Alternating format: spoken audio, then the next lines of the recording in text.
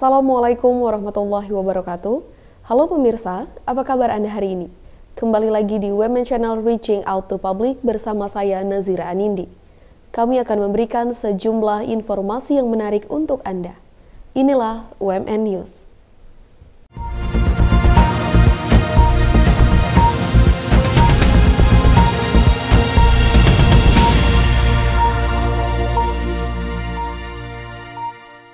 Berita pertama kami awali dengan Pondok Tahfizul Quran Syah Amin binaan UMN Al-Wasliyah mengadakan seleksi calon santri. Nantinya santri yang terpilih akan tinggal dan belajar di Pondok Tahfizul Quran Syah Amin selama 3 tahun dengan beasiswa. Pondok Tahfizul Quran Syah Amin binaan UMN Al-Wasliyah mengadakan seleksi calon santri bagi anak-anak yang ada di Sumatera Utara dan sekitarnya. Kegiatan ini dilaksanakan pada hari Jumat 30 Desember 2022 di Pondok Tahfizul Quran Syah Amin. Terlihat sebanyak 21 calon santri sangat antusias menjalani serangkaian tes. Seleksi terdiri dari tes kemampuan membaca Al-Quran, hafalan Al-Quran Surah As-Saff ayat 10 dan 11, serta tes wawancara. Wawancara dilaksanakan untuk mengetahui motivasi dan latar belakang dari calon santri tersebut. Pondok Tahfizul Quran Syah Amin memiliki beberapa kriteria yang harus dipenuhi oleh calon santri, seperti memiliki kemampuan membaca Al-Quran sesuai dengan kaidah ilmu tajwid, kemampuan menghafal Al-Quran, dan memiliki niat yang kuat untuk menghafal Al-Quran. Hari ini kita uji tes seleksi masuk itu ada yang pertama tes kemampuan membaca Al-Quran, yang kedua tes bacaan hafalan Al-Quran Surah As-Saff 10 dan 11, dan yang ketiga tes wawancara. Standar kelulusan yang kita tetapkan itu terdiri dari mampu membaca Al-Quran sesuai dengan kaidah ilmu tajwid, baik itu makharijul huruf, sifatul huruf, fasahah, dan juga lagunya. Kemudian yang kedua, kemampuan menghafal Al-Quran baik dia secara cepat maupun secara kekuatan ingatan yang sangat kuat. Kemudian yang ketiga, standar kelulusannya yaitu memiliki keinginan yang kuat untuk menghafal Al-Quran. Rektor Universitas Muslim Nusantara Al-Wasliyah, Bapak Dr. KRT Hardi Mulyono Kasurbakti, sangat mengapresiasi semangat dari calon santri. Ia berpesan agar para santri yang nantinya terpilih dapat belajar dengan sungguh-sungguh dan mengikuti aturan yang ada di Pondok Tahfizul Quran Syah Amin. Kita bergembira, bersyukur kehadirat Allah Subhanahu wa Ta'ala hari ini Pondok Tahfiz Quran Syah Amin di bawah binaan UMN Wasliyah melaksanakan tes masuk calon santri. Sesungguhnya kita hanya akan menerima maksimal 20 orang saja santri laki-laki untuk tahap pertama, tapi yang datang lebih dari jumlah itu. Ini kita bersyukur, berarti antusias, keinginan anak-anak kita untuk belajar memahami Al-Quran, menghafal Al-Quran begitu tinggi, dan mudah-mudahan ini akan bisa berjalan baik, anak-anak itu bisa mengikuti pendidikan di Pondok Tahfiz ini pada saat nanti mereka akan menjadi penghafal Quran yang baik. Harapan saya tentu kepada santri nanti yang dinyatakan lulus untuk ikut tinggal di pondok ini, menetap di pondok ini selama 3 tahun, sepenuhnya full beasiswa, dan kita akan sekolahkan, menyelesaikan sekolah mereka juga, pendidikan formalnya juga kita ikut selesaikan. Mudah-mudahan mereka bisa mengikuti apa yang menjadi aturan di pondok ini. Saya berharap pada anak-anak belajar sungguh-sungguh, jangan pikirkan hal-hal di luar Al-Quran, tetap saja menghafal Al-Quran, bahwa segala sesuatunya sudah disiapkan di pondok ini, oleh karenanya tidak boleh ada anak-anak yang gagal. Kami berharap anak-anak ini sungguh-sungguh belajar, menghafal Al-Quran, dan mengikuti aturan-aturan yang disampaikan nanti oleh para guru-guru mereka. Santri yang lulus seleksi akan diumumkan melalui sosial media Instagram Pondok Tahfizul Quran Syah Amin dan juga Instagram UMN Al-Wasliyah. Para santri akan memasuki asrama mulai tanggal 6 Januari 2023. Program Santri Tahfizul Quran Syah Amin binaan UMN Al-Wasliyah diperuntukkan bagi anak laki-laki yang berniat belajar dan menghafalkan Al-Quran. Program ini dilaksanakan selama 3 tahun dengan beasiswa. Dari Medan, Sumatera Utara, tim UMN Channel mengabarkan.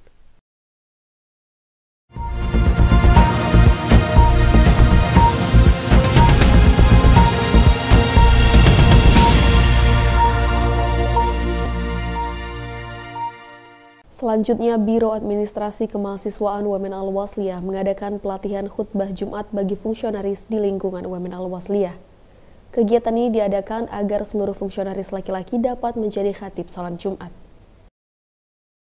Biro Administrasi Kemahasiswaan atau BAK Women Al-Wasliyah mengadakan pelatihan khutbah Jumat bagi fungsionaris laki-laki di lingkungan UMN Al-Wasliyah. Kegiatan ini dilaksanakan pada hari Jumat 30 Desember 2022 di Masjid Ismail Banda UMN Al-Wasliyah. Kegiatan ini dilaksanakan untuk meningkatkan kompetensi fungsionaris, terutama yang laki-laki, agar dapat menjadi khatib Jumat di masjid. Selain itu, ini juga merupakan salah satu implementasi dari visi dan misi UMN Al-Wasliyah, yaitu Islami. Setelah adanya pelatihan ini, nantinya fungsionaris akan mendapatkan giliran untuk secara bergantian menjadi khatib salat Jumat di Masjid Ismail Banda UMN Al-Wasliyah. Tujuan diadakannya pelatihan khutbah Jumat ini, pertama, untuk meningkatkan kompetensi sivitas akademika UMN Al-Wasliyah dalam berkhutbah, terutama di kalangan dekan, wakil dekan, dan kamprodi. Yang kedua, tujuannya adalah untuk memberikan arena latihan kepada para bapak dekan, wakil dekan, dan kaprodi untuk berkhutbah Jumat pada saatnya nanti. Sebelum mereka naik di mimbar khotib yang sebenarnya, kita berikan ajang latihan kepada mereka untuk melaksanakan khutbah Jumat. Tujuan yang ketiga adalah agar mereka memiliki kompetensi sebagai tenaga pengajar khutbah Jumat. Karena tenaga pengajar kita masih kurang, karena mahasiswa kita sampai 4.000-an lebih. Oleh karena itu, dengan pelatihan ini kita harapkan mereka nanti bisa menjadi tenaga pengajar di kalangan mahasiswa mereka masing-masing. Tujuan yang keempat adalah bagian dari pengamalan visi misi UMN Al-Wasliyah, terutama di bidang Islami. Visi misi ini harus mengalir ke seluruh sivitas akademika UMN Al-Wasliyah, bukan hanya di kalangan mahasiswa, tapi pengamalan visi misi ini juga mengalir di kalangan dosen dan tenaga pendidikan, terutama di dalam khutbah Jumat. Kemudian kita juga akan menyelenggarakan pelatihan kepada seluruh ketua-ketua kelompok KKN, agar mereka nanti setelah kita terjunkan ke masyarakat, minimal ketua-ketua kelompok ini mampu berkhutbah di lokasi KKN-nya masing-masing. Kemudian juga kita akan melakukan pelatihan kepada ketua-ketua kelompok PPL, magang, PKL, dan lain sebagainya. Juga kita maksudkan agar mereka mampu berkhutbah di tempat di mana mereka ditempatkan melaksanakan magang, KKL, atau PPL. Pada kesempatan kali ini, BAK Women Al-Wasliyah mengundang Bapak Ustadz Sukri Sitompul MPDI untuk memberikan materi mengenai khutbah Jumat. Ia menjelaskan tentang syarat, rukun, dan sunnah khutbah Jumat. Lebih ditekankan lagi agar siapapun yang akan menjadi khatib untuk dapat memperhatikan setiap syarat dan rukun yang harus dipenuhi. Alhamdulillah tadi kita menyampaikan kepada fungsionaris tentang masalah hal-hal apa yang harus dipersiapkan sebagai berkhutbah, yaitu ada beberapa hal yang disampaikan, yaitu berkenaan dengan syarat dan rukun yang harus terpenuhi dari khutbah itu sendiri. Dan kemudian ada hal-hal yang sunat yang harus dilakukan, yang tidak penting tetapi yang kita tekankan kepada para fungsionaris, yaitu jangan ada tertinggal daripada salah satu rukun dan syarat khutbah itu sendiri. Ketika itu tertinggal, maka batallah sholat Jumat itu. Di pelatihan pertama ini, seluruh fungsionaris diberikan kesempatan secara langsung untuk berlatih menjadi khatib. Meskipun ini latihan yang pertama, tapi para fungsionaris telah mampu membuat teks khutbah yang sesuai dengan rukun khutbah. Bapak Dr. Andes Rijal MPD yang merupakan salah satu peserta pada pelatihan ini mengatakan bahwa kegiatan seperti ini sangat bermanfaat. Ini memberikan kesempatan kepada seluruh fungsionaris untuk berlatih dan menjadi khatib sholat Jumat. Selain itu, ia juga menyadari bahwa sebagai dosen, sudah seharusnya ia mampu untuk mengajarkan ilmu agama ini kepada mahasiswa. Sebetulnya ini merupakan satu hal yang kami tunggu-tunggu.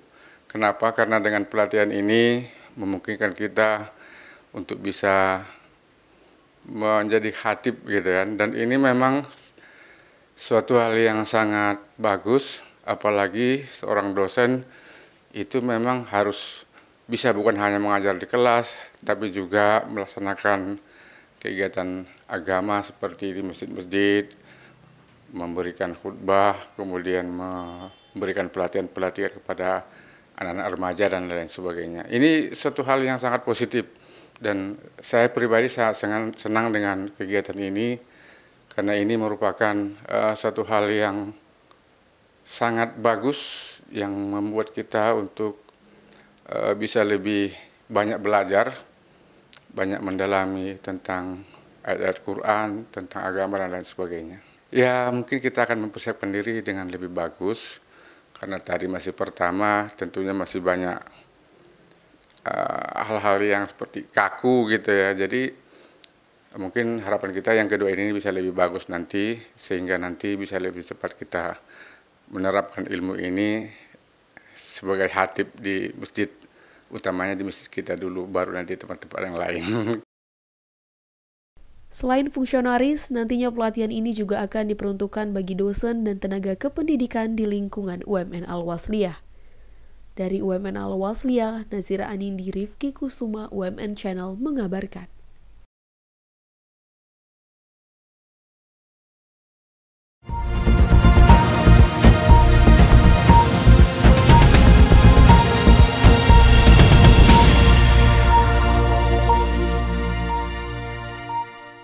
Informasi tadi sekaligus menutup jumpa kita pada hari ini. Saya Nazira Anindi beserta seluruh kerabat kerja yang bertugas pamit undur diri. Wassalamualaikum warahmatullahi wabarakatuh.